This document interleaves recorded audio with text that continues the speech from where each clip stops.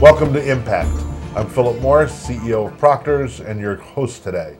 Our guest is William Meckley, the chairman of the music department at Schenectady County Community College and also the maestro of a fabulous jazz band. Thank you. So, thank you for joining us. Oh, happy to be here. Now, this program is about you. Oh, you know, it's about impact, and you've had an incredible impact. Hundreds of kids, new building, a great band. Where'd you come from? Where did this all come from? Well, I was finishing graduate school and looking for a job, just like everybody else. And the position opened up at Schenectady County Community College, and I was fortunate enough to get it, not knowing for sure if this would be someplace that I would stay. I've been a gypsy kind of my whole life, so I ended up actually really loving this area. This area is so fabulous to live in with all the arts and just things that are easily available. You want a nice bottle of wine, a great meal, this is a great place to be. And so I just stayed here and tried to carve out a career. Now, when you came, what were you doing? Teaching?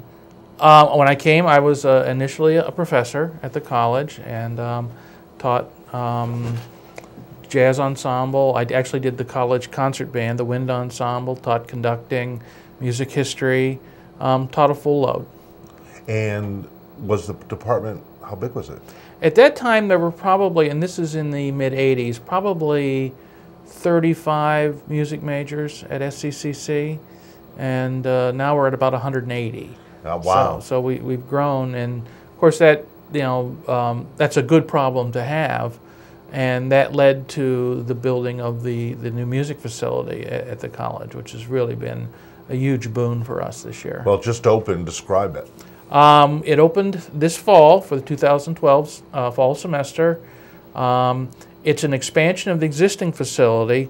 What we needed was additional practice rooms and teaching spaces. So we have 3 beautiful new classrooms. We added 8 new practice rooms. We also added 8 teaching studios for the faculty. One of the problems that we had initially was that I have a lot of part-time faculty who teach lessons, bassoon lessons or something like that, and they ended up teaching in a practice room all day, and that meant one more practice space that wasn't available to the students. So now we have enough space that all the teaching faculty are able to get into a studio, an office studio to teach, freed up the practice room. So we built 8 practice rooms, but the net gain was probably more like 12 or 15. And in addition, we have added a beautiful state-of-the-art recording studio for it, and we're going to kind of reconfigure our music business program to have a much more emphasis on audio technology and recording, while still remaining a music program. Yeah, that's great. So, this 35 to 180, what are most of the students coming for? I would say the majority of our students historically have gone on in fields like music education. Some have gone on in performance, jazz studies, theory composition. Increasingly we see students interested in music therapy as a career. So after completing a degree at our school, they'll transfer to any number of schools, both in and out of New York State. Well, but when they come, are they coming to perform? They think that, and then that changes, or do they come? Some do, but we find that the majority of them, especially what we would think of as a traditional music major, that is a student who went through a high school music program like band or chorus, many of those are focused on a career in music education already. And they come in, and in the audition process, we always ask them, what are your career goals?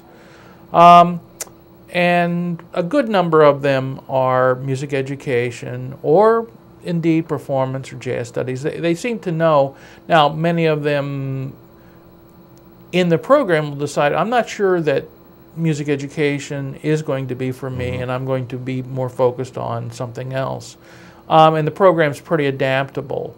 In the second year of the transfer music degree program, there's a large block of electives that students select according to what they think their career path is going to be. And by that time, many of them have decided that, yes, I do want to be a music educator, or no, and then they have the option to tailor their program a little more according to what they want to do. So in your time here, what's biggest surprise?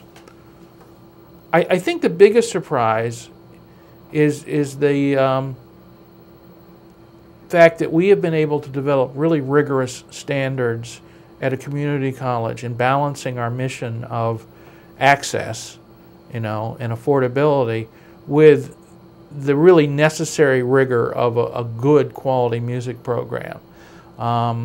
It's not watered down at all, and the fact that we're able to do that, we've developed some programs like our music certificate program for a student who comes in who may be very talented but doesn't have an academic music background. So is not going to be ready for college music theory, for example. We have a certificate program that doesn't require that kind of background, and that's where we give that to them. Mm-hmm. So we've had a lot of students who come in with, oh, I may have played guitar for 10 years and they play very well, but they don't read music, they don't have that background. We have something for them to get them, if they mm-hmm. do the work, to get them to the level where they can enter the degree program. And that's been a very successful path for a lot of students. So I think ultimately the fact that we feel good about the level of instruction that we can give, the rigor of the instruction. And because of that, I think I've been able to bring in just a superlative faculty. The faculty are just out of sight. So are there many other community colleges that have anything like this? There are a handful spread around the country. I'm a national program evaluator for the National Association of Schools of Music, so I go all over the country to evaluate schools that are up for reaccreditation or for their first accreditation. And there are perhaps a handful of programs that are at this level, this extent, number of students. I believe we are the second largest public community college music program in the United States, though. And that's in terms of students? In terms of number of students, right. Because what I was going to say is with the new housing at the college, which is spectacular, I'm imagining that your program will continue to grow. Well, that's kind of, we're in the perfect storm right now. We have the new music building, which is just a stunning facility. I mean, inside and out, it's just absolutely gorgeous. That paired with the fact that we now have housing for students, we have gone into a real statewide recruitment mode at this point. For many years, I'd have a student come and audition, say from Long Island or Manhattan, and do very well, and they say, well, I'd like to come to school here. And then you have the discussion with the parents, well, where are they going to live? And then a lot of times that was a deal breaker because we just didn't have a facility. And a lot of parents didn't want their son or daughter, 18-year-old living, 21, right, living in an apartment on their own. So this is great. It's spectacular housing. It's very convenient. Actually, a number of music majors have taken advantage of it. So that, for us, coupled with the new building and the emphasis that we're moving the 1-degree program into recording, we really expect to kind of the place to boom even more over the next couple of years. Yeah, very interesting. It's really great. So, the band. When did you start it? The Empire Jazz Orchestra? Well, we just last week had our 20th anniversary concert. So that would be, what is this? That would be 202. Yeah.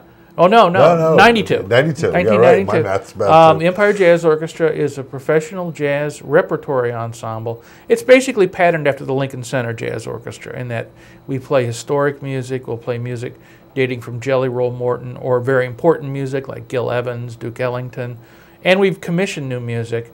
But the EJO is a professional group that has a residency agreement at Schenectady County Community College. And the college assists with providing us space to rehearse and perform. They help out with a lot of publicity materials, and the foundation has applied for grants on our behalf. And so it's been going for 20 years, and it's a really nice thing, and it's been great for the college. It's brought thousands of people on campus to hear concerts and everything, which has attracted a lot of support for the School of Music, which has really been a great side benefit of that. Are there many students who have become EJO members? Oh yeah, over the years, a number of them. And several of the members who've been in the band for quite a long time are alumni. Several members in the band are faculty members. And we've had some terrific, Keith Prey, Bobby plays alto saxophone, Bobby Halleck, the drummer, went to school at SCCC. Over the years, other players have played. Sometimes we've even had a really super student who I've had play in the band while they were a student. And that's the exception, because we have a student jazz ensemble that's kind of a training band.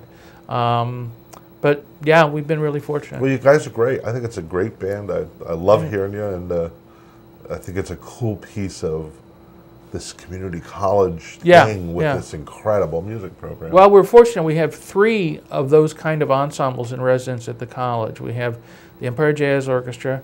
We have a large wind ensemble, kind of a concert band called the Capital Region Wind Ensemble, which is made up mainly of music educators in the area that perform.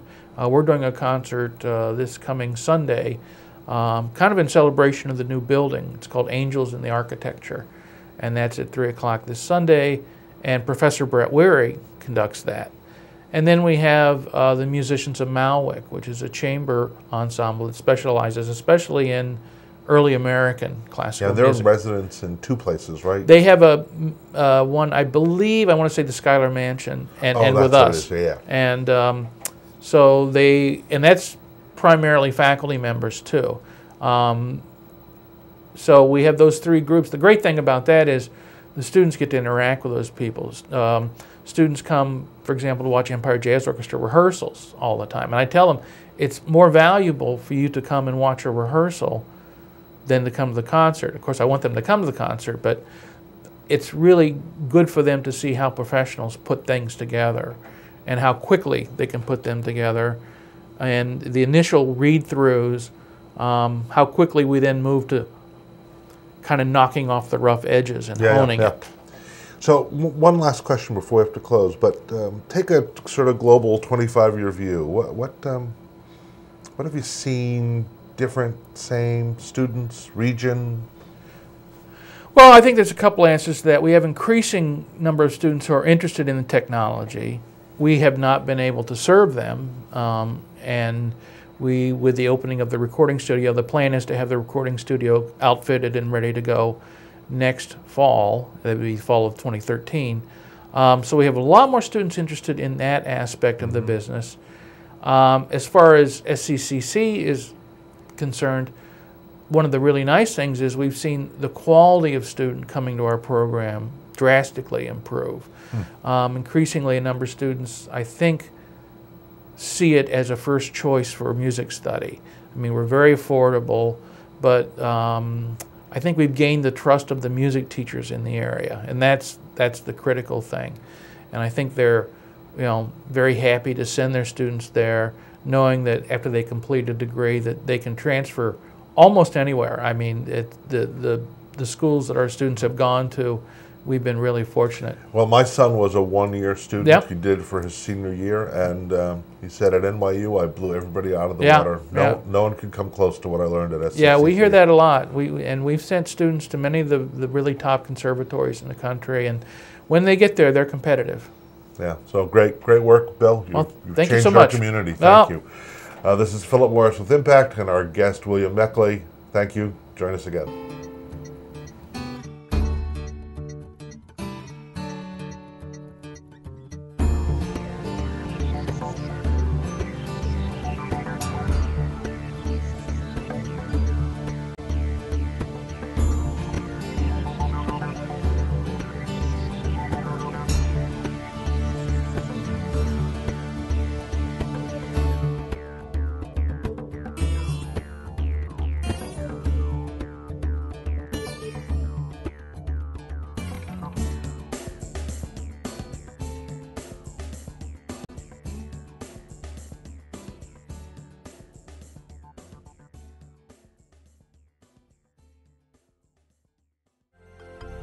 Proctors, bringing the best in arts, education, and entertainment.